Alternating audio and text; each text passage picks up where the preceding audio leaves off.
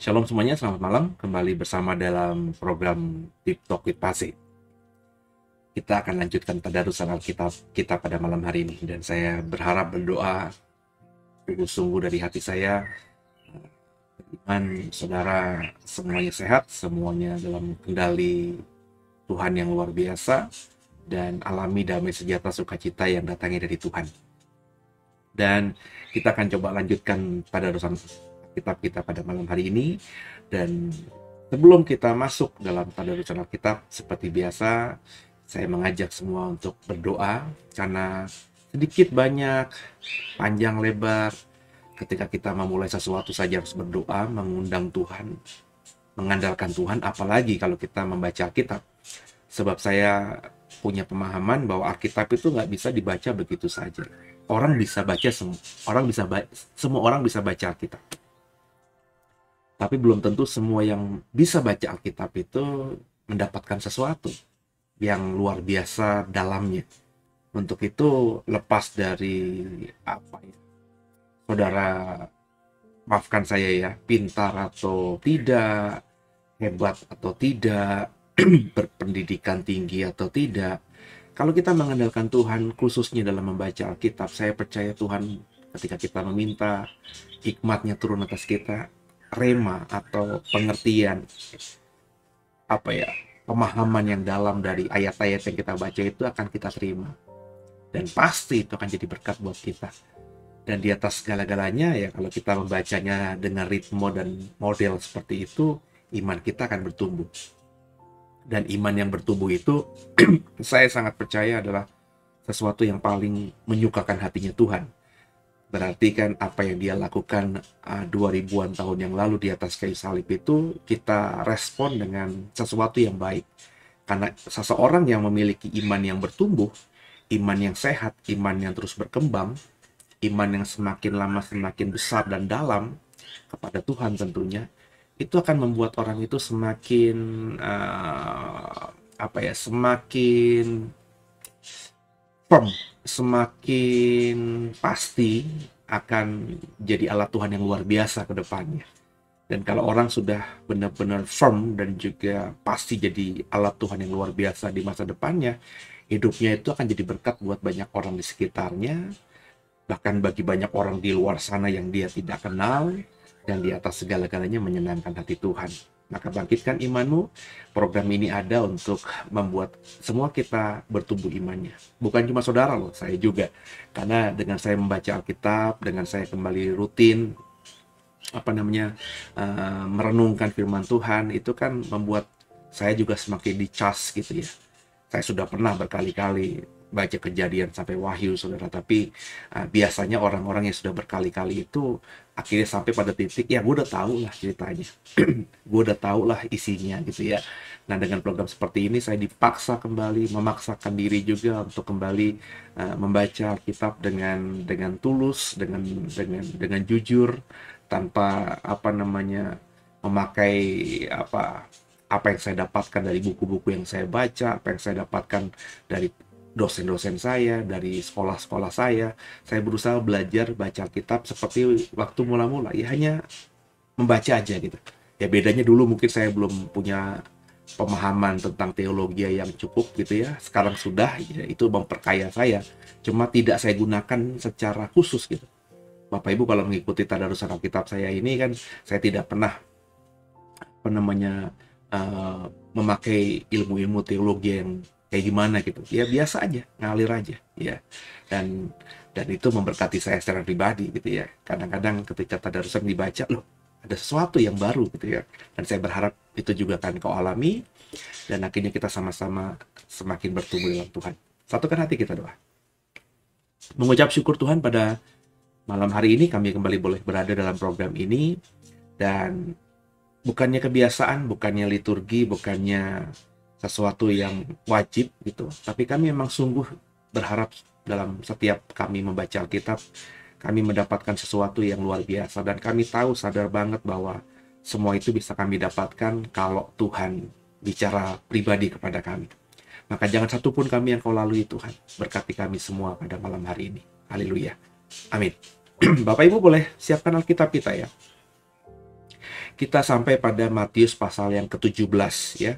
Matius yang ke-17 kita akan coba baca dan coba selesaikan pada malam hari ini. Kita sama-sama siapkan Alkitab kita di Matius pasal yang ke-17.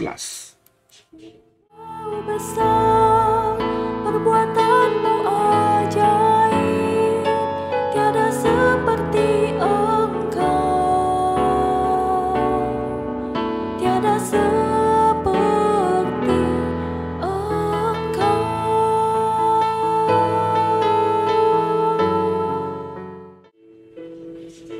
Iya, perikopnya diberi judul Yesus dimuliakan di atas gunung. Jadi sama-sama coba kita baca ayat pertama ini ya saudara ya. Bersama saya. 6 hari kemudian, Yesus membawa Petrus, Yakobus, dan Yohanes saudaranya, dan bersama-sama dengan mereka ia naik ke sebuah gunung yang tinggi. Di situ mereka sendiri saja. Lalu Yesus berubah rupa di depan mata mereka, wajahnya bercahaya seperti matahari, dan pakaiannya menjadi putih bersinar seperti terang. Maka nampak kepada mereka Musa dan Elia sedang berbicara dengan dia. Kata Petrus kepada Yesus, "Tuhan, betapa bahagianya kami berada di tempat ini. Jika Engkau mau, biarlah kudirikan di sini 3 kemah. 1 untuk Engkau, 1 untuk Musa, dan 1 untuk Elia." Dan tiba-tiba sedang ia berkata-kata, turunlah awan yang terang menaungi mereka, dan dari dalam awan itu terdengar suara yang berkata, "Inilah anak yang kukasihi, kepadanya lah aku berkenan. Dengarkanlah dia." Mendengar itu tersungkurlah murid-muridnya dan mereka sangat ketakutan. Lalu Yesus datang kepada mereka dan menyentuh mereka sambil berkata, "Berdirilah, jangan takut." Dan ketika mereka mengangkat kepala, mereka tidak melihat seorang pun kecuali Yesus seorang diri. Pada waktu mereka turun dari gunung itu, Yesus berpesan kepada mereka, "Jangan kamu ceritakan penglihatan itu kepada seorang pun sebelum Anak Manusia dibangkitkan dari antara orang mati."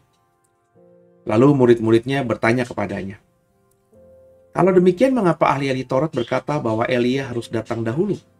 Jawab Yesus, "Memang Elia akan datang dan memulihkan segala sesuatu. Dan aku berkata kepadamu, Elia sudah datang, tapi orang tidak mengenal dia dan memperlakukannya menurut kehendak mereka. Demikian juga Anak Manusia akan menderita oleh mereka." Pada waktu itu mengertilah murid-murid Yesus bahwa ia berbicara tentang Yohanes Pembaptis. Nah, kekasih Tuhan, inilah perikop yang kita temukan di pasal 17.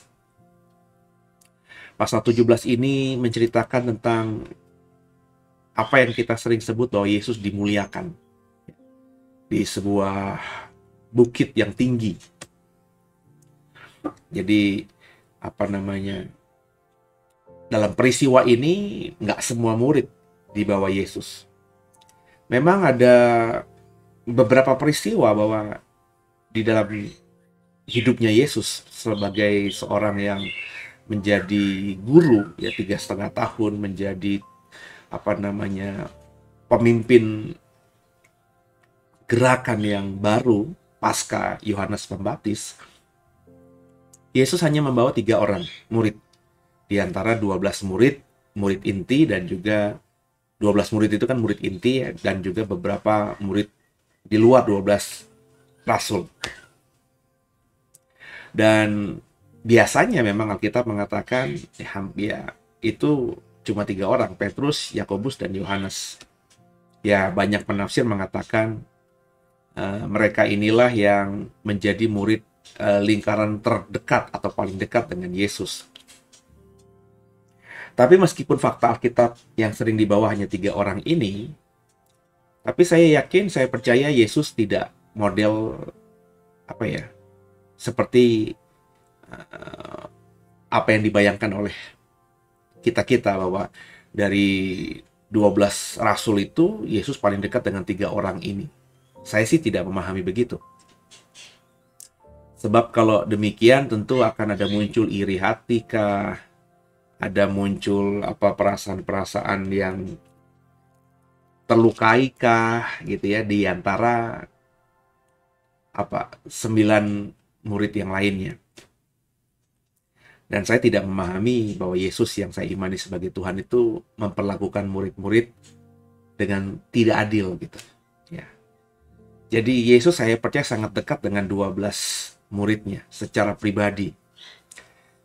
Yesus bisa membangun sebuah kedekatan yang luar biasa dengan murid-muridnya yang saya sangat yakin itu tidak bisa dimiliki oleh banyak orang dan dilakukan dengan tulus gitu.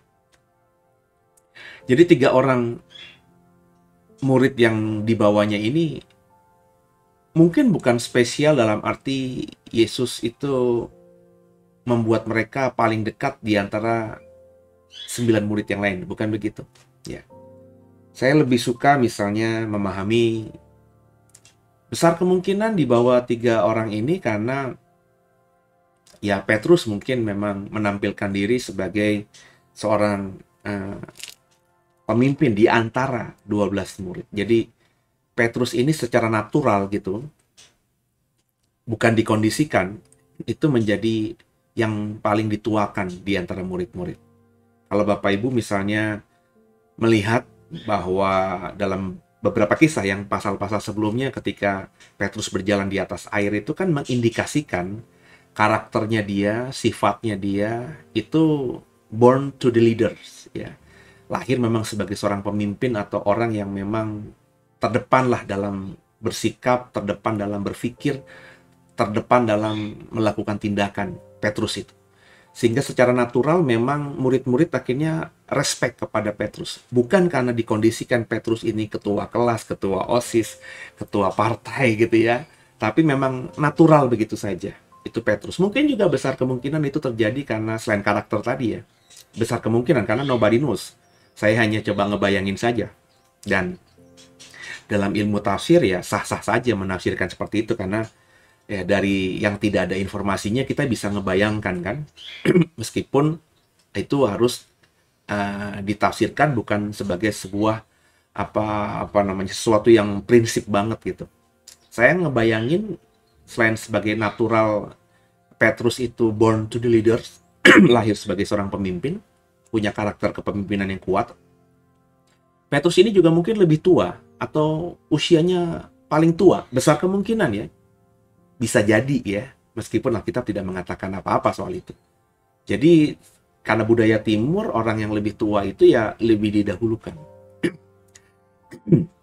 Jadi Petrus sih saya ngebayanginnya begitu. Lalu bagaimana dengan Yakobus dan Yohanes? Banyak teolog penafsir Perjanjian Baru mengatakan Yohanes ini adalah murid yang paling muda usianya. Paling muda di antara murid-murid yang lainnya. Ya. Dan saya pernah menafsirkan, ya memang ini penafsiran juga, bahwa pernikahan di Kana itu adalah pernikahannya Yohanes. Ya. Atau Yakobus. Ya. Jadi saya lebih kuat ke Yohanes, tapi bisa juga Yakobus saudaranya. Kenapa? Karena pernikahan di Kana itu yang mencatat hanya Injil Yohanes. Ya. Jadi tentu Yohanes entah sudah menjadi murid atau belum, tapi saya menafsirkannya sebelum menjadi murid, itu sudah punya kedekatan secara pribadi dengan Yesus. Karena faktanya dalam pernikahan di Kana itu, Yesus dan Maria ada di situ, berikut dengan murid-murid awal. Murid-murid awal itu besar kemungkinan ya, hanya Andreas, Petrus dan Filipus dan Nikodemus gitu. Filipus dan Bartolomeus atau Nathanael. Ya. Mungkin hanya itu saja, hanya 4 orang yang dibawa pertama kali ke pernikahan di Kana. Dan kalau itu benar, itu nggak heran Injil Markus Injil Lukas, Injil Matius tidak mencatat, karena Matius, Lewi itu murid yang mungkin rasul yang masuk pada gelombang terakhir ya di antara rasul-rasul lainnya. Sedangkan Markus ya, meskipun saya mempercayai ini adalah Markus menuliskan Injil itu dari banyak dipengaruhi oleh Petrus, tapi mungkin bagi Petrus pernikahan di Kana itu tidak terlalu signifikan, karena mungkin juga sudah lupa Petrus, karena itu pelayanan-pelayanan awal ya. Jadi Petrus orangnya kan lebih tek tek tek tek gitu ya. Dia lebih ingat, lebih mungkin memorize-nya di pemikirannya, di otaknya, di pemikirannya itu ya hal-hal yang berkaitan dengan dirinya pribadi dan juga yang bagi dia mungkin big deal bersama-sama dengan kelompoknya secara utuh. Kalau Lukas mungkin karena mendapatkan informasi Injilnya dari banyak sisi, juga tidak mendapatkan cerita apapun tentang pernikahan di Kana itu. Jadi saya menafsirkan pernikahan di Kana itu kalau nggak Yohanes yang menikah atau Yakobus, karena ya hanya Yohanes yang mencatat itu. Dan dengan adanya Maria dan Yesus dan murid-muridnya yang saat itu masih baru sekali, belum punya pengaruh banyak luar biasa di dalam pesta itu, saya menafsirkan ada relasi hubungan darah antara Yohanes, Yakobus, yang let's say anak-anak Zebedeus ini dengan Maria dan Yesus tentunya. Karena Maria, Alkitab katakan di situ punya peran yang penting. Karena ketika pelayan-pelayan sadar bahwa anggurnya habis, mereka ceritanya curhatnya ke Maria, dan Maria langsung menghubungi Yesus dan Yesus bertindak di situ. Yesus memerintahkan pelayan-pelayan dan pelayan-pelayan mau dengar karena disuruh Maria. Berarti kan ada pengaruh luar biasa dari Maria ini, sehingga ketika pelayan-pelayan yang dikatakan Maria, nanti kalau anakku ngomong apapun kerjakan ya, mereka langsung mengerjakan. Kan nggak mungkin tamu undangan biasa saja bisa perintahkan pelayan di belakang atau di dapur dan mereka taat, kecuali tuan rumah atau mungkin pemimpin pesta. Nah, Maria bukan pemimpin pesta di situ. Yesus juga bukan di situ. Berarti orang-orang di dalam rumahnya yang menikah itu tahu siapa Maria, punya posisi penting, dan siapa Yesus, punya hubungan yang dekat dengan keluarga yang sedang berbahagia ini. Itu tafsiran. Kalau memang mempunyai hubungan darah, dan ini pasti cerita ini dipahami oleh murid-murid yang lainnya ya. Sehingga secara natural juga ya, Yesus lebih trust mungkin karena sejak kecil sudah bertumbuh bersama, sudah sangat kenal ya sebagai saudara jauh atau sepupu mungkin dengan Yohanes dan Yakobus, sehingga mereka ya sejak kecil karena bersama-sama sudah kenal, terbangunlah hubungan pribadi yang lebih intim secara natural dibandingkan yang lain-lainnya, sehingga ketika Yesus pergi ya dia mengajak dua saudaranya, dan murid-murid lain juga nggak bisa komplain apa-apa karena mereka tahu ini adalah ya masih relasi hubungan saudara dengan Yesus. Dan juga Petrus yang memang diantara mereka born to be leaders ya, lahir menjadi pemimpin dan juga mungkin paling tua di antara mereka. Nah, ini yang saya pahami. Intinya di atas gunung itu Alkitab katakan tadi tiga orang muridnya Petrus, Yakobus, dan Yohanes melihat sebuah penampakan yang luar biasa, yakni Yesus dimuliakan. Jadi wajahnya, ayat 2, bercahaya seperti matahari, pakaiannya menjadi putih bersinar, terang. Dan yang menarik berikutnya adalah ketiga manusia yang fana ini, yang tidak tahu sama sekali dan tidak kenal, cuma sekedar tahu nama doang, dan juga tahu cerita mereka, karena dua orang yang muncul di samping kiri dan samping kanan Yesus, yakni Musa dan Elia, itu adalah tokoh-tokoh hebat di dalam iman agama Yahudi.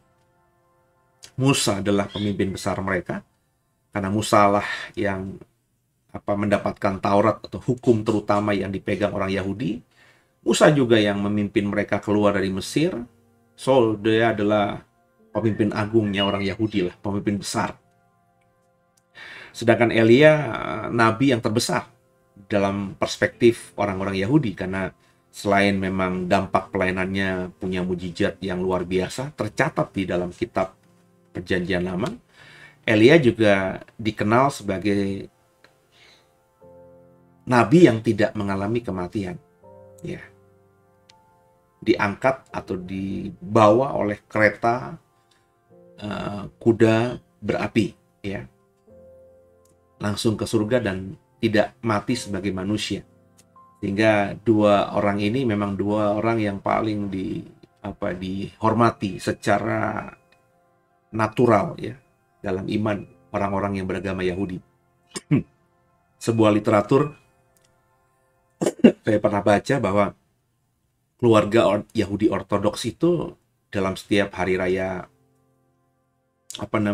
besar mereka, selain pesta pora, ya, pesta agama, makan minum, ya, kayak Paskah, Pondok Daun dan lain sebagainya, ada korban bakaran juga. Mereka selalu menyiapkan 2 kursi, ya, atau 2 space di dalam pesta agama mereka ini, ya, buat Musa dan Elia, ya, sebagai simbolik gitu bahwa mereka mengundang Musa dan Elia, ya, siapa tahu Elia datang kembali, dan itu adalah pengharapan mesianik bahwa Elia yang tidak pernah mengalami kematian kata kitab suci itu akan datang terlebih dahulu sebelum kedatangan Mesias. Sehingga nggak heran pemahaman ini terekspresi ketika Yohanes Pembaptis misalnya muncul, apakah kamu Elia? Yesus ketika muncul, apakah kamu Elia, gitu ya. Karena dua orang ini memang tidak mungkin berpenampilan seperti Mesias, raja yang agung luar biasa. Jadi mereka diduga oleh orang kebanyakan sebelum akhirnya mereka paham bahwa dua orang ini jangan-jangan Elia yang memang akan datang sebelum Mesias datang. Dan menariknya di sini, Petrus, Yakobus, Yohanes langsung mengenali bahwa itu Musa dan Elia. Padahal mereka tentu tidak seperti kita, ya. Kalau Bapak Ibu mengagumi Musa misalnya, Bapak Ibu pasti akan googling semua wajah-wajah lukisan yang menggambarkan tentang Musa dengan jenggot panjang warna putih, ya. Brewoknya juga putih seperti layaknya Santa Claus, terus pakai baju. Ya Bapak Ibu bisa googling lah, ya. Atau bisa juga cari di gambar-gambar atau ilustrasi-ilustrasi yang ada di toko buku Kristen, Perbatas Alkitab kah, atau apapun itu, ya. Pasti gambaran Musa kurang lebih sama. Saya tidak pernah menemukan ilustrasi gambar Musa baik di buku lukisan ataupun di internet, di Google, ya, yang menggambarkan atau ada pelukis ilustrator yang menggambarkan Musa itu misalnya botak dan klimis. Saya tidak pernah menemukan ilustrasi seperti itu.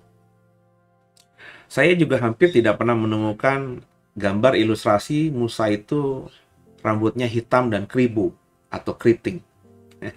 Semuanya menggambarkan Musa itu rambutnya putih, ya, jenggotnya putih. Mungkin ini dipengaruhi oleh fakta di Alkitab ketika Musa habis bertemu dengan Tuhan, dia keluar dan rambutnya semuanya putih gitu. Ya. Ya, atau ya mungkin itu sebagai wujud, ya, menggambarkan jenggot putih itu, ya, sebagai orang yang sudah usianya lanjut, karena faktanya Musa itu, ya, 40 tahun di Mesir, 40 tahun di padang gurun, 80 tahun. Ya, terus juga memimpin perjalanan Israel dari Mesir ke ini sekitar 40 tahun, ya. Jadi Musa cukup suntuk usianya, ya. Ketika mati dia sudah tua sekali. Jadi mungkin ilustrator yang menggambarkan wajah Musa ini, ya, menggambarkan dengan jenggot putih dan brewok putih dan lain sebagainya. Itu kita sekarang, ya. Jadi kalau Bapak Ibu ngefans sama Musa, Bapak Ibu pasti cari gambar-gambar Musa terekam di alam bawah sadarmu, di otak sebelah kanan, otak sebelah kiri, sehingga mungkin ketika kita mendapatkan penampakan orang yang tua, ya, kita langsung, kamu Musa ya? Karena kita sudah dicekoki, ya, menerima informasi gambar ilustrator yang mengilustrasikan wajah Musa dari banyak sisi, dari banyak ilustrator. Sehingga kalau ketemu orang yang mukanya kadang lebih kayak gitu, kita bisa langsung berkata, kamu Musa ya? Tapi di zaman itu, nggak ada yang menggambarkan wajah dari nabi-nabi kah, raja-raja yang terdahulu, terutama nabi. Karena dalam perspektif timur, atau terutama wilayah Timur Tengah itu sangat respect sama yang dikuduskan oleh Tuhan, dan mereka juga punya pemahaman bahwa tidak boleh sebagai penghormatan ya menggambarkan orang suci ini dengan lukisan, dengan patung dan lain sebagainya. Jadi itu yang dipahami oleh masyarakat Yahudi pada umumnya, sehingga Petrus, Yakobus, dan Yohanes langsung mengenali itu Musa dan Elia. Ini pasti ada sesuatu, sebab mereka nggak mungkin dapat informasi yang seperti saya bilang kita bisa mendapatkannya hari-hari ini lewat, meskipun itu hanya imajinasi dari ilustrator yang menggambarkan wajah Nabi Elia dan juga Musa. Jadi karena Alkitab katakan di atas tadi bahwa Yesus berubah rupa jadi penuh kemuliaan gitu ya.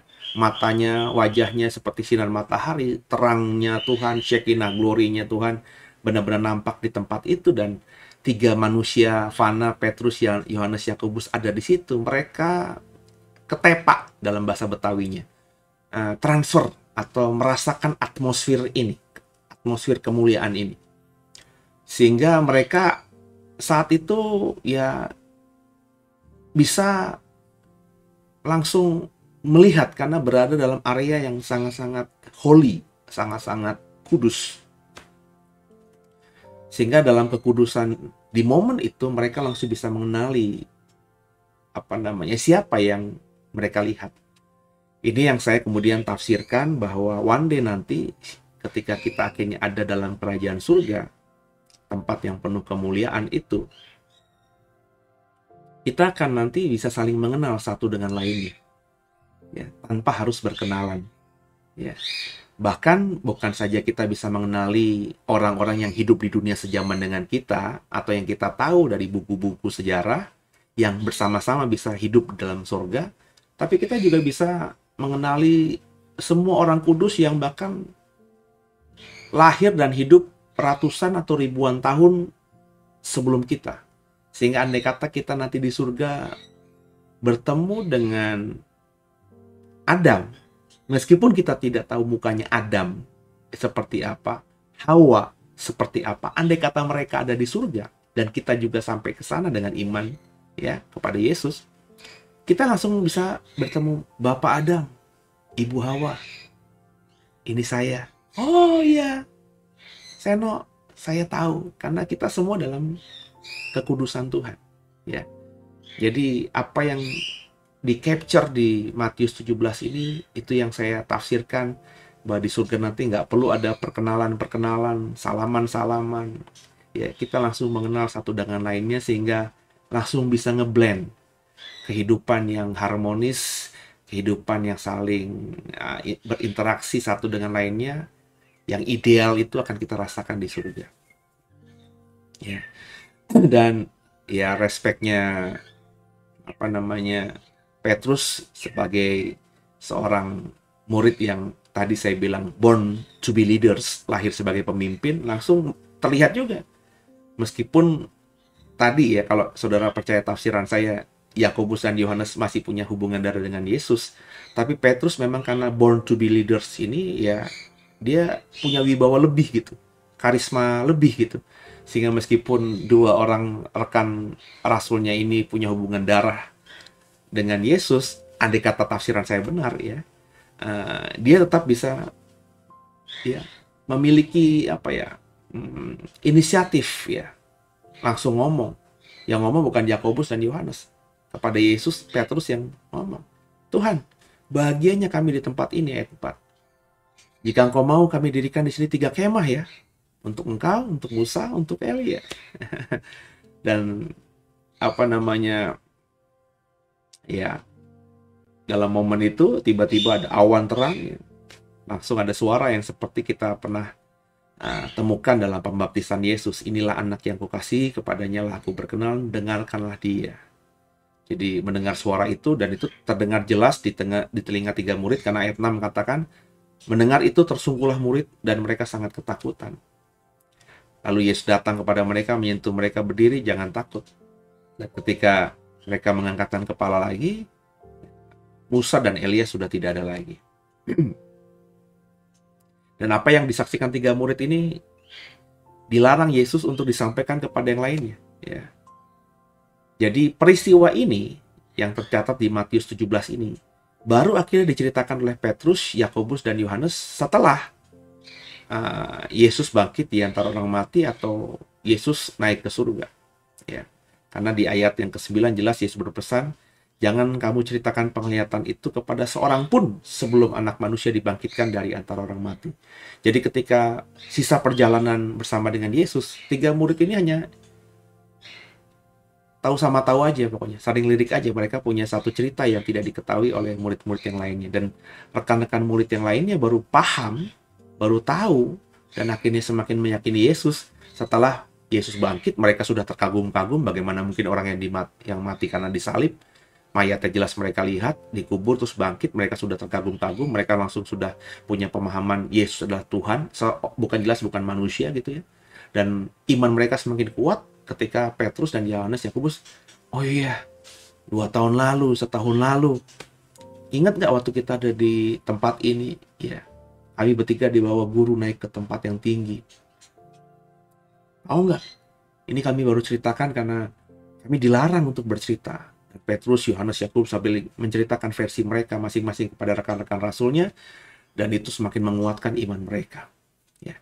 Dan saya percaya meskipun di Alkitab tidak tertulis, tapi ada momen-momen tertentu yang akhirnya yang dialami oleh Yesus dengan beberapa murid, bukan cuma 3 orang ini, mungkin dengan murid yang lainnya juga Yesus pernah punya pengalaman pribadi. Dan mereka setelah Yesus bangkit itu oleh karena Roh Kudus, saya percaya mereka diingatkan kembali peristiwa-peristiwa itu, ya.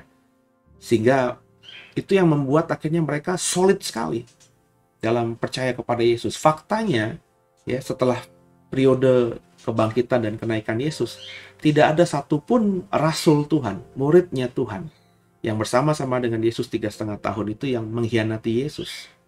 Ya. Yudas Iskariot memang mengkhianati Yesus, tapi dia sudah mati, bahkan mungkin sebelum Yesus mati di atas kayu salib, dia sudah menyesali luar biasa apa yang dia lakukan di malam sebelumnya, di mana dia lihat dengan mata Yesus di pagi hari, di siang hari sudah disiksa luar biasa, ya. Depresi. Dia tidak berpikir bahwa Yesus itu akan diperlakukan seperti itu, meskipun dia kecewa bahwa Yesus itu tidak akan jadi raja. Benar, dia menjual Yesus mungkin hari pertama atau detik pertama ketika dia terima 30 keping perak itu dia bahagia luar biasa, tapi ketika dia mendengar bahwa biar bagaimanapun saudara, biar bagaimanapun meskipun Yudas mau menjual Yesus, mengkhianati Yesus, hubungan 3,5 tahun bersama dengan Yesus, tidur bareng, makan bareng, kemana-mana bersama, apalagi Yudas dipercaya sebagai seseorang yang dipercayakan memegang uang dari kelompok murid-murid, berarti punya kedekatan, punya ya hubungan yang mungkin lebih dekat secara organisasi, ya. Kalau Petrus dan juga Yakobus, Yohanes mungkin secara personal, Bapak bisa tafsirkan begitu, tapi Yudas secara organisasi itu dipercaya Yesus karena megang uang sebagai bendahara. Nggak mungkin kekecewaan Yudas bahwa Yesus tidak mau jadi raja itu membuat memori indah 3,5 tahun itu hilang begitu saja. Sehingga meskipun dia bahagia dapat 30 keping perak dan kesal sama Yesus di momen itu, akhirnya dia menjual Yesus gurunya ini. Tapi ketika dia dengar, dia tahu, dia lihat bahwa Yesus itu diperlakukan semena-mena, darah di mana-mana, diperlakukan seperti orang hina, hancur hatinya. Penyesalan ada, saya yakin, sebagai seseorang yang kenapa gue lakukan ini gitu ya. Saya nggak tahu Yudas itu penyesalannya berujung pada pertobatan. Tapi kalau kita baca kisah Rasul, para rasul mengatakan Yudas sudah ada di tempat yang sewajarnya bagi dia. Jadi saya termasuk orang yang sangat meyakini Yudas itu tidak selamat. Tapi biar bagaimanapun sebagai manusia saya percaya dia dengan dia gantung diri berarti kan putus asa, depresi, ya. Nah, itu bisa jadi dipicu karena dia mendengarkan bagaimana Yesus diperlakukan hinanya oleh para imam-imam dan orang Yahudi lainnya. Jadi ada penyesalan, tapi tidak berujung pertobatan, ya penyesalan aja gitu. penyesalan seperti, aduh kenapa begini ya. Tapi nggak ada pertobatan. Banyak orang kan menyesal begitu ya. Aduh, gue nyesel nih. Kenapa kemarin naruh duit di orang itu ya? Kenapa kemarin gue investasi ini ya? Kenapa kemarin aku bisnis ini ya? Dia nyesel gitu ya. Bahkan bisa jadi orang yang habis lose atau hilang uang, seperti beberapa cerita di beberapa bulan lalu, orang ikut binomo gitu ya, judi online itu ya, alasannya trading saham tapi sebenarnya ya bukan, itu judi gitu ya. Akhirnya ada yang hilang 500 juta, ada yang hilang 1 miliar, ada yang hilang puluhan juta, tapi orang biasa puluhan juta dari orang biasa itu udah besar sekali, itu buat dia depresi kayak orang gila. Ada beberapa di YouTube seperti orang stres begitu. Mereka ada penyesalan, iya aduh gue nyesel kemarin naruh duit di sini, tapi tidak berujung pada pertobatan. Dan banyak orang menyesali dosanya, tapi tidak bertobat. Aduh, gue nyesel tadi sudah hianati istri dengan selingkuh dengan perempuan lain. Aduh, gue nyesel apa tadi nggak jujur sama suamiku. Aduh, aku jujur nggak nyesel tadi nggak terbuka sama pasanganku, sama keluargaku. Apapun itu, banyak penyesalan terjadi di dalam hidup kita, tapi tidak berujung pada pertobatan. Kau tidak minta ampun sama Tuhan dan tidak mau merubah sikapmu. Karena meskipun kita menyesal misalnya sudah berbohong atau berdusta sama seseorang, dusta bohong itu kita lakukan di kemudian hari.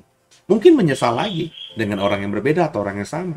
Tapi kita tidak minta ampun sama Tuhan atas apa yang kita sadari bahwa kita salah itu, dan kita tidak mau berubah. Jadi penyesalan yang tidak berujung pada pertobatan. Dan ini yang saya percaya yang terjadi atas Yudas Iskariot. Nah, setelah Yudas Iskariot mati, nggak ada rasul yang murtad. Semua rasul itu matinya martir. Yakin banget dengan imannya bahwa Yesus Tuhan. Sampai akhirnya mereka rela mati bagi Yesus. Menderita, disalib, disesah, dirajam, ditombak, diseret oleh kereta kuda.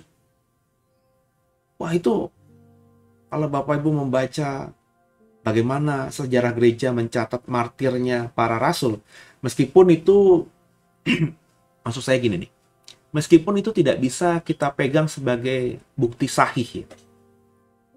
Karena meskipun ada cerita misalnya bagaimana rasul A, B, C, D itu mati, tapi bukti konkretnya itu ya tidak terlalu kuat gitu ya. Tapi hampir semua bapak-bapak gereja yang menuliskan sejarah dari para rasul, yang tentu mereka adalah bapak-bapak gereja yang hidup di abad kedua, abad pertama, abad ketiga, yang notabene dengan peristiwa kematian rasul yang martir itu ya cukup dekat gitu. Atau jangan-jangan yang mencatat itu adalah murid dari para rasul atau cucu tanda kutip ya. Cucu tuh gini loh, ini guru punya murid, nah muridnya punya murid lagi, nah ini kan murid ini manggil kakek guru gitu ya. Nangkap saudara ya. Jadi masih dekat lah ya, masih dalam cerita yang masih bisa dipertanggungjawabkan. Itu hampir semuanya ya, tidak ada yang mengatakan bahwa ada rasul yang murtad. Dan bahkan banyak yang mengatakan mereka dapat informasi semua rasul-rasul itu ya mati martir. Dan ini kalau misalnya bukan kebenaran, pasti akan disanggah oleh banyak orang-orang yang kenal dengan siapa rasul-rasul itu. Andai kata misalnya Petrus itu matinya dalam pelukan pelacur gitu ya. Tentu ketika ada yang mengkisahkan bahwa Petrus itu mati martir dengan disalib dengan kepala di bawah karena dia ingin mati dengan cara disalib seperti Tuhannya disalib, tapi tidak layak menyamakan dirinya dengan Tuhannya, sehingga dia memilih untuk saya kepala di bawah karena saya meskipun mau disalib, tapi saya tidak layak disamakan matinya seperti Tuhan saya. Maka dia kepalanya di bawah supaya dia merasa dia lebih nggak pantas lagi lah ya. Mati bagi Tuhannya oke, dia bangga, tapi menyamakan dirinya dengan disalib seperti Tuhannya dia nggak mau, makanya di kepala di bawah. Tentu cerita seperti ini, yang percaya seperti ini akan disanggah oleh orang-orang yang tahu banget. Misalnya kalau Petrus itu mati kena serangan jantung di dalam pelukan seorang pelacur, misalnya begitu ya. Tapi kan itu tidak ada. Saudara mungkin bisa berkata, orang di luar sana yang tidak percaya Kristen berkata bahwa Wah, itu kan bisa jadi di kamuflase, disembunyikan ceritanya oleh gereja-gereja mula karena semua yang dianggap sesah itu semua dibunuh.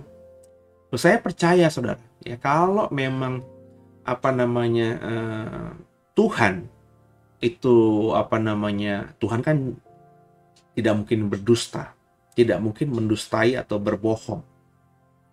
Ya, meskipun ada dulu gereja saat itu berpolitik ingin menutupi aib dari para rasul, dan Tuhan itu nggak mungkin melegalkan atau mengiyakan hal itu karena Dia kudus adanya. Ya. Kebohongan, kebaikan demi kebohongan itu nggak ada dalam kamusnya Tuhan, nggak seperti kita. Kita kadang-kadang ya nggak apa-apalah bohong demi kebaikan. Kalau bagi Tuhan ya ya, tidak tidak. Hitam putih, nggak ada abu-abu di mata Tuhan karena Tuhan itu kudus adanya, holy, kudus adanya, maha kudus bahkan. Sehingga tentu kalau ada benar gereja zaman itu berpolitik dengan membinasakan cerita-cerita yang kurang baik tentang rasul-rasul, Tuhan pasti akan berperkara. Orang Yudas Iskariot aja yang mati, yang menjual dirinya saja dan mati bunuh diri aja telanjang di Alkitab dikatakan, ya. Apakah Tuhan yang mengizinkan cerita jelek tentang Yudas Iskariot ada di Injil ini juga tidak akan mengizinkan misalnya andai kata ya, Rasul Petrus itu memang realitanya mati dalam pelukan pelacur misalnya. Itu kan juga kan pasti akan menjadi pembelajaran juga buat kita, ya. Oh iya, ternyata iman dan pelayanan itu harus diperjuangkan sampai akhir. Kalau enggak kan seperti Petrus ini. Bagi saya, Tuhan kalau andai kata itu fakta, akan membiarkan cerita itu terus berkembang dalam sejarah gereja. Ya, tapi Tuhan tidak mengizinkan, Tuhan tidak melakukan hal itu. Berarti apa? Berarti peristiwanya memang seperti yang didapati dari sejarah yang kita dapatkan sekarang, bahwa Petrus mati martir. Rasul yang lain mati martir. Ada yang mati di wilayah Babilonia, ada yang mati di wilayah India bahkan, ada yang mati di Eropa, di Roma bahkan, ya, di Efesus bahkan, di beberapa tempat yang pastinya hampir semua rasul tidak ada yang mati di Yerusalem. Mereka sudah diaspora kemana-mana dan mati di tempat mereka hidup melayani. Bahkan ada yang dipercaya mati di wilayah Eropa Utara, saudara. Tentu kesahihannya juga masih cukup dipertanyakan, tapi paling tidak semua cerita tentang rasul-rasul itu mereka mati martir. Dan ini saya yakin dikarenakan mereka sangat hakul yakin bahwa Yesus itu bukan sekedar guru mereka, tapi Tuhan. Dari apa yang mereka saksikan langsung dengan mata telanjang mereka ketika Yesus bangkit dan Yesus naik ke surga, dan juga beberapa cerita yang muncul dari kalangan mereka sendiri yang selama ini ditutupi oleh mereka karena Tuhan bilang, karena Yesus berkata, jangan kamu ceritakan dulu. Boleh cerita nanti setelah anak manusia dimuliakan, dibangkitkan. Jadi gitu Bapak Ibu ya. Dan saya yakin peristiwa-peristiwa seperti yang dialami oleh Petrus, Yakobus, Yohanes dalam perikop ini mungkin terjadi juga di antara murid-murid yang lain. Dipahami juga oleh gereja mula-mula, tapi tidak tertangkap atau teringat oleh keempat penulis Injil. Sehingga kisahnya tidak ada di dalam Alkitab. Karena kan ada juga dalam Injil Yohanes, andai kata semuanya ditulis, maka nggak ada buku yang bisa lengkap mengcover semua apa yang disaksikan dan dialami oleh murid-murid Yesus ketika bersama dengan Yesus. Jadi ini hanya kayak puncak gunung, saudara. Ya, peristiwa mujizat yang ada di kitab Injil itu hanya puncak gunung di mana ada banyak mujizat yang tidak diceritakan. Tidak tercover semuanya. Secara personal, seperti misalnya ada pengemis buta yang namanya Bartolomeus. Itu kan spesifik ceritanya. Saya yakin ada banyak pengemis buta lainnya atau orang buta lainnya yang disembuhkan Yesus yang secara personal ceritanya tuh cerita yang intim gitu. Ada namanya Bartolomeus, siapa dia pengemis. Itu yang tidak dicatat oleh kitab Injil. Banyak banget. Jadi semua itu akhirnya membuat murid-murid itu tadi berani radikal sampai mati. Dan ketika murid-murid bertanya, lalu kenapa, kata Petrus, kata Yohanes, kata Yakobus, ahli-ahli Taurat berkata Elia harus datang lebih dahulu. Kalau kau berkata anak manusia akan dibangkitkan dari antara orang mati. Mesias itu akan datang atau dibangkitkan dari orang mati. Bukankah Elia harus datang lebih dahulu? Nah, itu kata Yesus, kita bisa baca di ayat yang ke-11, 12. Ya, Elia emang udah datang tapi nggak diberlakukan sebagai seorang yang tepat oleh banyak orang. Mereka memperlakukan Elia yang datang ini semena-mena, dan 3 orang murid ini langsung sadar bahwa Yesus sedang bicara soal Yohanes Pembaptis. Dan memang dalam banyak perkataan Yesus, Yohanes Pembaptis ini adalah Elia yang datang kembali. Dan ini sudah kita bisa baca dalam pasal-pasal berikutnya atau sebelumnya dari Injil Matius yang sudah kita bahas di beberapa hari yang lalu. Rekop berikutnya, Yesus menyembuhkan seorang anak muda yang sakit ayam. Ketika Yesus dan murid-muridnya kembali kepada orang banyak itu, datanglah seorang mendapatkan Yesus dan menyembah. Katanya, "Tuhan, kasihanilah anakku, ia sakit ayam dan sangat menderita. Ia sering jatuh ke dalam api dan juga sering ke dalam air. Aku sudah membawanya kepada murid-muridmu, tapi mereka tidak dapat menyembuhkannya." Maka kata Yesus, "Hai kamu angkatan yang tidak percaya dan yang sesat, berapa lama lagi aku harus tinggal di antara kamu? Bawalah anak itu kemari." Dengan keras Yesus menegur dia, lalu keluarlah setan itu daripadanya, dan anak itu pun sembuh seketika itu juga. Kemudian murid-murid Yesus datang, dan ketika mereka sendirian dengan dia, bertanyalah mereka, "Mengapa kami tidak dapat mengusir setan itu?" Ia berkata kepada mereka, "Karena kamu kurang percaya. Sebab aku berkata kepadamu, sesungguhnya sekiranya kamu mempunyai iman sebesar biji sesawi saja, kamu dapat berkata kepada gunung ini, pindah dari tempat ini ke sana, maka gunung ini akan pindah dan takkan ada yang mustahil bagimu. Jenis ini tidak dapat diusir kecuali dengan berdoa dan berpuasa." Ayat 21. Dari perikop ini kita bisa belajar apa, saudara? Dari perikop ini kita bisa belajar bahwa ada beberapa kasus dalam dunia pelayanan yang memang seperti ditutup oleh ayat 21 tadi, meskipun ada buka kurung tutup kurung, berarti ini yang mencatat atau yang menerjemahkan Alkitab dalam bentuk LAI ini, dalam bahasa Indonesia LAI dalam hal ini, itu memahami bahwa kalimat di ayat 21 itu tidak ditemukan di semua terjemahan Alkitab yang paling tua. Jadi ada beberapa terjemahan, karena Alkitab yang aslinya yang ditulis oleh Matius kan sudah nggak ada lagi, nggak ketemu lah. Ya mungkin karena sudah tua, dan juga karena sudah sering berpindah tangan, akhirnya kena kontaminasi kimia dan lain sebagainya. Akhirnya ya zaman dulu kan kertas bukan seperti kertas sekarang. Kertas sekarang saja kalau sudah belasan tahun sudah warnanya kuning gitu ya. Apalagi zaman dulu teknologi belum canggih. Perkamen atau perkamen ya, yang dibuat dari kulit binatang atau mungkin dari kulit pohon gitu ya. Itu kan sangat lapuk, saudara, cepat tua. Jadi yang ditemukan itu ya salinan-salinannya.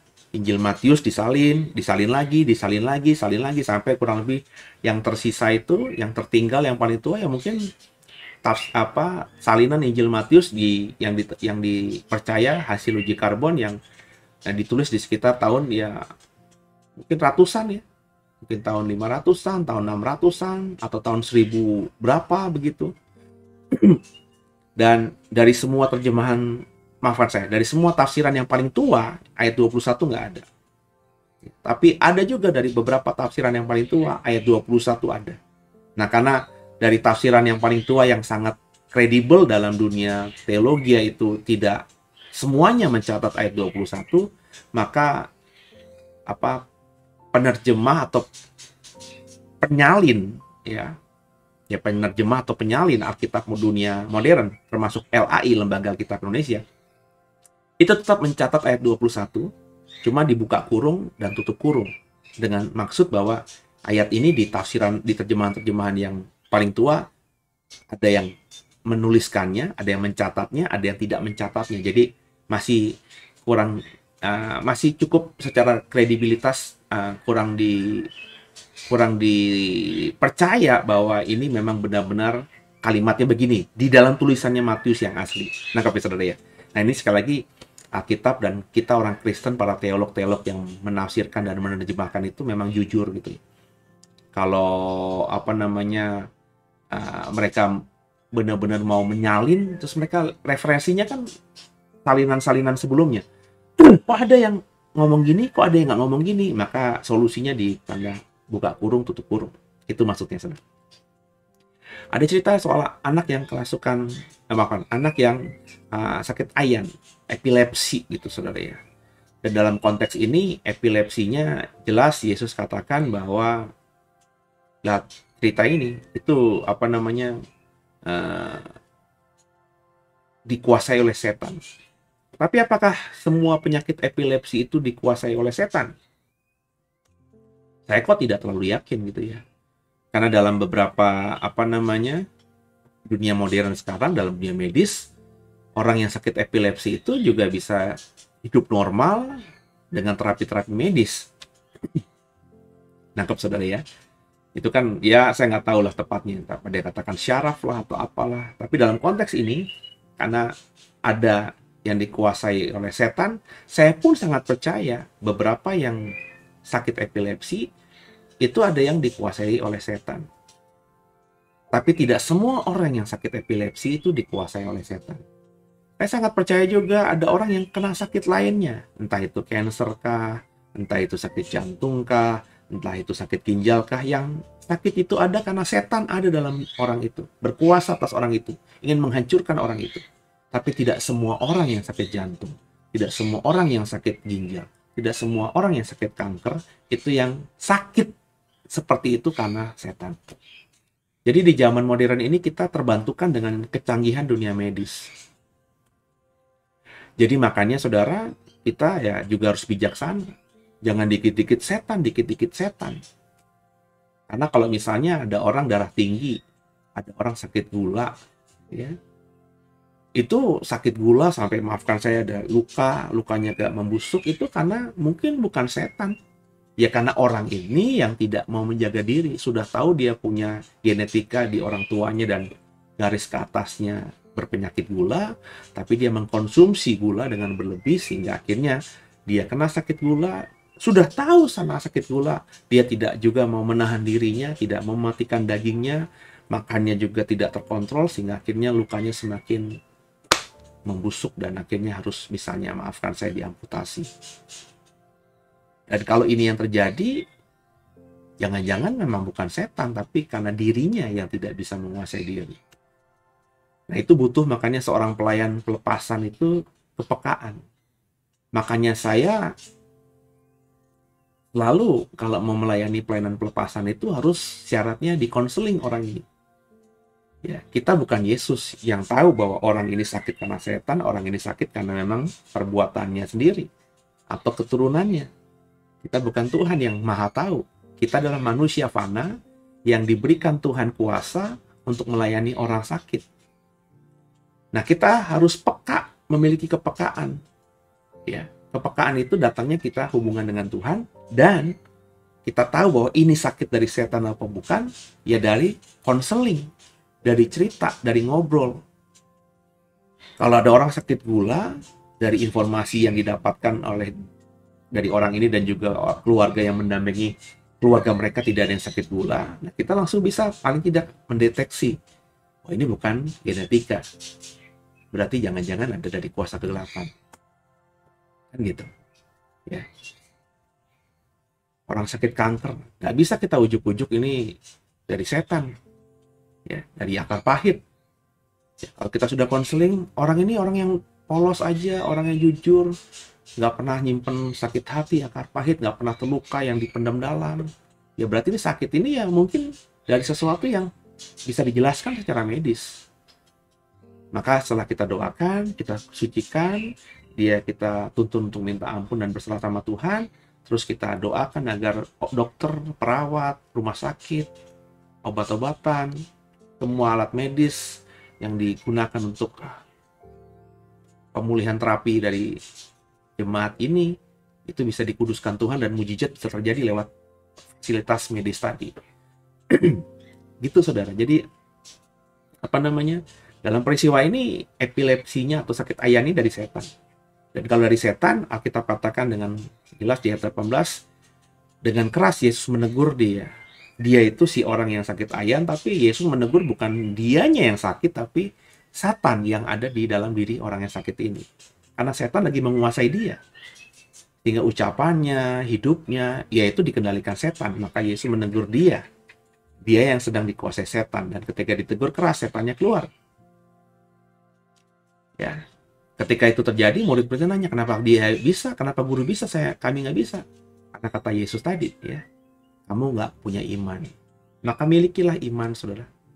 Sehingga kalau kita punya iman, ya kita bisa melakukan apapun yang Yesus lakukan. Setan pun bisa takut dan keluar dari siapapun yang kita usir keberadaannya dari orang atau barang atau tempat tertentu. Juga dikatakan tadi, ya, ada beberapa jenis setan yang nggak bisa diusir gitu saja, kecuali dengan berdoa dan berpuasa. Berpuasa itu makanya gaya hidup. Ya, saya akan bikin program nanti soal puasa, ya, supaya Bapak Ibu juga jelas soal puasa itu bagaimana. Yang berikutnya terakhir, coba saya lihat waktu dulu. Ya, masih ada waktu. Ya. Pemberitahuan kedua tentang penderitaan Yesus ayat 22.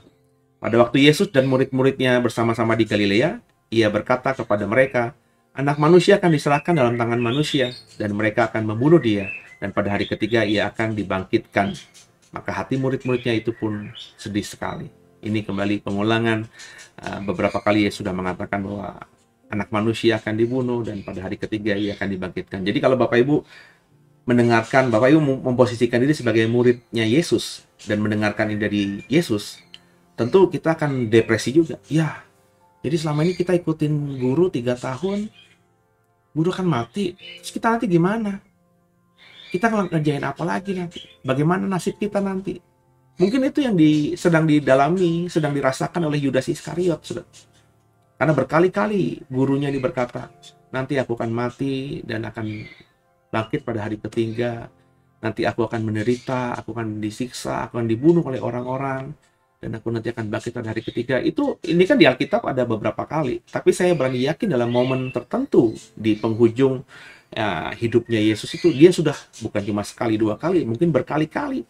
Mungkin dalam sehari bisa 2 kali, dalam seminggu bisa 15 kali, dalam sebulan bisa 40 kali. Sehingga akhirnya itu terekam, ya, dan itu membuat orang yang memang punya motivasi dan tujuan tertentu dalam mengikuti Yesus, dan tujuannya itu tidak bisa digapai, akhirnya kecewa seperti Yudas Iskariot. Yudas Iskariot itu kan menggadang-gadang Yesus jadi Mesias, jadi raja, benar-benar jadi raja. Dan dengan kedudukannya sebagai orang yang megang pundi-pundi uang atau bendahara kelompok Yesus, kalau Yesus jadi raja kan dia jadi bendahara raja. Tentu dia berpikir kekayaanku akan berlimpah. Ketika Yesus berkali-kali akan mati, bukan aku akan menjadi raja, itu kan membuat dia kecewa. Dan ketika Yesus semakin masif ngomong itu, dan situasi, kondisi, lingkungan, atmosfernya dia lihat, ini kayaknya memang gak lama lagi nih, ya. Udah dengar kusak-kusuk orang Yahudi, udah mau siap-siap menangkap Yesus. Ya, dia ambil kesempatan itu untuk tidak merugi dengan menjual Yesus dengan 30 keping perak. Jadi momen itu Bapak Ibu masih harus resapi, ya. Yesus membayar bea untuk bait Allah. Ketika Yesus dan murid-muridnya tiba di Kapernaum, datanglah pemungut bea bait Allah kepada Petrus dan berkata, apakah gurumu tidak membayar bea 2 dirham itu? Jawabnya, memang membayar. Dan ketika Petrus masuk rumah, Yesus mendahulunya dengan pertanyaan, apakah pendapatmu Simon? Dari siapakah raja-raja dunia ini memungut bea dan pajak? Dari rakyatnya atau dari orang asing? Jawab Petrus, dari orang asing. Maka kata Yesus kepadanya, jadi bebaslah rakyatnya. Tapi supaya jangan kita menjadi batu sandungan bagi mereka, pergilah memancing ke danau. Dan ikan pertama yang kau pancing, tangkaplah dan bukalah mulutnya. Maka engkau akan menemukan mata uang 4 dirham di dalamnya. Ambillah itu dan bayarlah kepada mereka, bagimu dan bagiku dan bagimu juga. Nah, ini menarik, saudara. Jadi zaman dulu, di zaman perjanjian baru, saudara, ada bea atau cukai atau pajak bait Allah. Ini menarik. Berarti kalau pajak bait Allah dan pemungut bea bait Allahnya ini ngobrol sama Petrus soal apakah gurumu bayar pajak bait Allah atau cukai bait Allah yang 2 dirham itu. Ini tentunya bea atau pajak bait Allah ini diterima oleh siapa? Oleh imam-imam yang memang bertugas di bait Allah. Kemudian pemungut pajak ini siapa? Tentu juga imam-imam, saudara. Jadi bea ini bukannya apa ya? Bukannya persembahan, saudara ya. Kalau orang Israel memberikan persembahan kepada Tuhan ke bait Allah, itu diterima imam, yaitu udah sewajarnya. Dari sananya udah begitu, dari Taurat sudah begitu. Kalau orang Israel mau memberikan persembahan buah sulung, mau persembahan yang lain-lainnya kepada Tuhan lewat bait Allah, itu diterima oleh imam dan imam mendapat bagian dari itu karena melayani Tuhan di situ, itu sudah sewajarnya. Orang Israel di zaman Perjanjian Baru mengembalikan persepuluhannya ke bait Allah, itu sudah sewajarnya. Diterima imam, imam mendapatkan hak dari sepersepuluh dari yang dipersembahkan orang-orang Israel itu sudah memang ketentuan Tuhan. Tapi di zaman Tuhan Yesus, bukan cuma persembahan dan persepuluhan yang diberikan oleh umat kepada bait Allah dan akhirnya bisa dinikmati oleh orang-orang Lewi di sana, karena orang Lewi kan nggak punya tanah sehingga mereka memang harus dijaga hidupnya dengan orang Israel memberikan persembahan dan persepuluhannya kepada Tuhan lewat bait Allah. Ya. Bapak Ibu juga harus begitu nih. Ini bukan ngomongin saya adalah pelayan Tuhan atau gembala atau pendeta, tapi memang itu aturannya. Ya makanya menariknya kalau misalnya, ya ini menariknya ya, kadang-kadang geli juga gitu melihat ada gereja, ada rekan hamba Tuhan yang menekankan misalnya persembahan dan persepuluhan begitu masifnya, khotbahnya itu mulu kepada jemaatnya, tapi sebenarnya si pendetanya ini punya bisnis, pendetanya ini masih bekerja, masih punya gaji, pendetanya ini bisnismen, usahawan, ya punya income lainnya, tapi ngomongin soal persepuluhan mulu, ngomongin soal persembahan mulu. Dan kalau dia mengklaim bahwa persembahan dan persepuluhan itu bagi orang Lewi, ya dia sebenarnya bukan orang Lewi meskipun dia pelayan Tuhan. Kenapa? Karena faktanya dia punya pekerjaan, dia punya ladang bisnis. Lewi itu nggak punya pekerjaan, Lewi itu nggak punya tanah. Lewi itu bisa hidup karena dia bekerja di bait Allah. Dan siapa yang membiayai dia? Ya, orang Israel yang memberikan persembahan kepada Tuhan. Dan Tuhan memang berkata, itu haknya orang-orang Lewi. Ya, jadi ya, kalau saya sih berpikirnya ya, andai kata saya bekerja ya saya nggak punya hak atas persembahan atau persepuluhan. Ya, jadi kalau hamba Tuhan yang full melayani, nggak punya bisnis sampingan apa-apa, nggak punya pekerjaan apa-apa, full melayani, hidupnya hanya bergantung dari Tuhan ya, berhak mendapatkan itu. Kalau bagi saya seperti itu, saudara ya. Dan apa namanya, bukan persembahan dan persepuluhan saja, tapi zaman itu ada cukai, ada pajak, saudara. Ini menarik ya. ini di luar persembahan sukarela, di luar persepuluhan ada cukai. Jadi kayak ada iuran wajib. Saya nggak tahu ada nggak di gereja saudara begitu. Ya, ada ya, membership, ya, iuran menjadi jemaat. Jadi selain persembahan hari Minggu, selain persepuluhan kita, gereja tempat kita bernaung juga menarik iuran dari kita yang berjemaat. Setiap jemaat ditarik iuran misalnya berapa gitu. Nah ini mengikuti apa yang dilakukan oleh para imam di zaman Perjanjian Baru. Dan menariknya Yesus bertanya kepada Petrus ketika Petrus ditanya sama pemungut cukai bait Allah ini, yang notabene saya tafsirkan imam tadi, baru masuk rumah, Yesus yang maha tahu ini langsung nanya Petrus, menurutmu kepada siapa raja-raja dunia ini memungut pajak? Kepada rakyatnya atau kepada orang asing? Jawab Petrus, kepada orang asing, dari orang asing. Dan itu memang seperti itu sebenarnya, saudara. Ya, di zaman dulu itu raja yang benar nggak akan menagih pajak kepada rakyatnya. Ya. Contohnya ya, orang Romawi, nggak mungkin ada orang Romawi yang berwarga negara Romawi yang bayar pajak pada Kaisar Roma. Kaisar Roma hanya menagih pajak kepada siapa? Kepada orang asing. Contohnya dalam hal ini orang-orang Israel. Karena wilayah Israel itu wilayah jajahan Romawi, maka sebagai orang asing yang ada di wilayah jajahannya, maka dimintalah pajak. Ya. Nah ini kita bisa berdebat panjang lebar, saudara ya. Ya, karena negara modern hari-hari ini semuanya menagih pajak pada rakyatnya. Ya. dengan alasan apapun sih ya, cuman kalau kita referensiin ayat ini ya kurang tepat ya. Dan Petrus berkata dengan benar, orang asing, dan Yesus bilang, ya, tapi supaya nggak jadi batu sandungan, kata Yesus, ya, bayarlah. Ya. Sekarang kamu ke danau sana, mancing. Ikan pertama yang kau pancing, tangkap, buka mulutnya, maka engkau akan menemukan uang 4 dirham. Bayar untukku, dan bayar juga untukmu. Jadi Petrus nggak punya uang, yang megang uang kan bukan dia. Dan dia sepanjang ngikut Yesus tentu tidak punya penghasilan, karena dia kan seorang nelayan. Dapat duit dari mana? Dia bisa hidup, bisa makan, bisa beli segala macam ya dari uang yang dikelola oleh Yudas Iskariot tadi. Yang mungkin atas perintah Yesus, itu dapat berkat berapa tadi Yudas? Ya kasih Petrus sekian, kasih Yohanes sekian. Mungkin ada aturan seperti itu yang tidak kita temukan di Alkitab.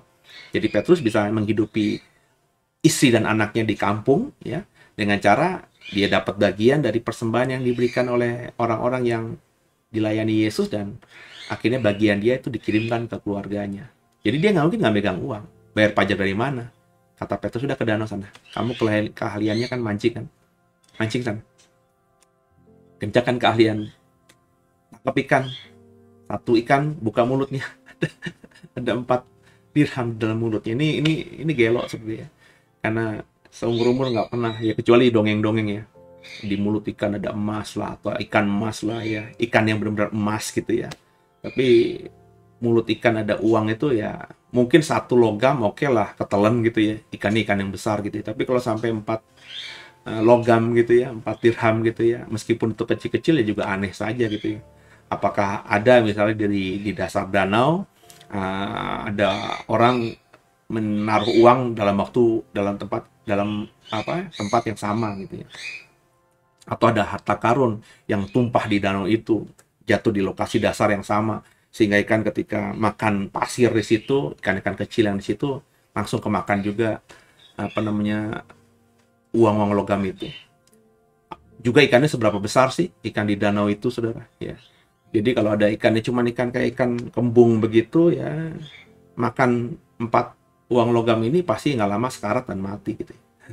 Karena tentu mengganggu pencernaannya, kecuali ikan besar ya, kayak ikan paus gitu ya, ikan hiu gitu ya, kalau di dalam perutnya itu ada cincin kawin orang atau senter, mungkin bisa saja, karena kalau ikannya besar ya senter segede apapun ya mungkin itu tidak terlalu mengganggu. Tapi kalau ikannya kecil ya, uang logam kecil pasti mengganggu. Apalagi uang logam zaman dulu kan dia bukan uang logam yang rapih kayak uang 500-an logam Republik Indonesia, atau 1000 atau 100 rupiah atau 50 rupiah yang bagus sekali. Zaman dulu kan buatnya masih manual, nggak ada percetakan, bentuknya masih nggak beraturan ya. Dan ini yang menarik, mujizat terjadi ketika kita melakukan keahlian kita. Maka Bapak Ibu, apa pekerjaanmu, apa keahlianmu ya, kerjakan, maka ada mujizat di situ. Tuhan percaya kepada kita, kita kerjakan apa yang dipercayakan Tuhan kepada kita, kita akan datangkan atau mendapatkan berkat. Jadi menarik di sini ya. Jadi Bapak Ibu nanti kalau melayani Tuhan ya, kalau buka gereja jangan tarik iuran membership kepada jemaat ya. Sebab kalau kita ngomongin ayat ini nggak alkitabiah. Lalu nanti saya sebagai gembala, sebagai pendeta hidup gimana? Ya ngandelin Tuhan.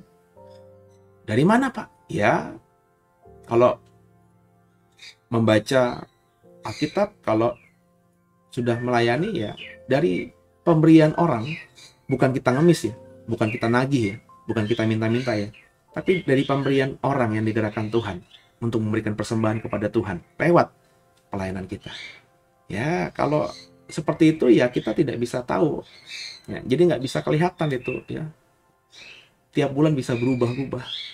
Dan disitulah ya, kalau kita nggak siap kita akan mengalami roller coaster iman ya. Tapi kalau kita siap, kita nggak peduli berapapun persembahan yang kita terima ya, sebab Tuhan yang menjaga hidup kita, yang menghidupi kita adalah Tuhan, bukan persembahan. Persembahan yang sedikit pun Tuhan bisa lipat gandakan seperti 5 roti 2 ikan, gitu kan saudara ya. Semoga sharing kita pada malam hari ini memberkati semuanya. Allah mengerti, Allah peduli segala persoalan kita hadapi tak akan pernah dibiarkannya. Ku bergumul sendiri sebab Allah mengerti. Kita tundukkan kepala sambil kita doa. Makasih Tuhan buat malam hari ini. Kami diberkati dan mampukan kami Roh Kudus bukan cuma cakap jadi pendengar, tapi cakap juga jadi pelaku firman. Ampuni salah dosa kami. Yesus Kristus adalah Tuhan Juru Selamat kami yang hidup. Dan ke dalam tangan-Mu lah malam hari ini kami serahkan tubuh jiwa roh kami. Kami percaya malam hari ini kami semua tidur diberkati. Haleluya. Amin. Terima kasih buat kebersamaannya. Tolong bantuan saudara untuk di-sharingkan program ini kepada yang lainnya, supaya yang lain juga dapat berkat yang sama seperti yang kita dapatkan pada malam hari ini. Sampai jumpa di lain kesempatan dalam program-program di The Way lainnya. God bless you all. Haleluya.